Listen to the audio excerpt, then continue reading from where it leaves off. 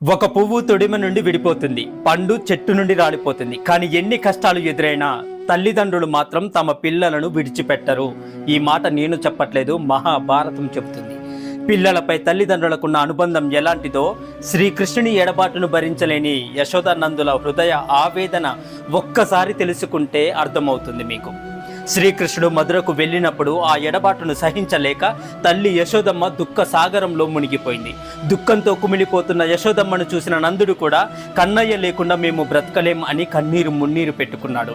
అలాగే శ్రీకృష్ణుడు కూడా తల్లిదండ్రులను వదిలి మధురకు వచ్చినప్పుడు అవ్యక్త వేదనతో యశోదమ్మను తలుచుకుంటూ ఉద్ధవునితో, ఓ ఉద్ధవా, నా కన్నయ్య భోజనం చేస్తే గాని నేను పచ్చి మంచినీళ్ళైనా ముట్టను అని మొండి పట్టుదలతో కూర్చునే నా తల్లి యశోదమ్మను నేను మరవలేకపోతున్నాను అని కన్నీరు పెట్టుకున్నాడు శ్రీకృష్ణుడు. కంసుని చెరసాల నుండి దేవకి వసుదేవులను విడిపించిన తర్వాత బలరామ కృష్ణుడు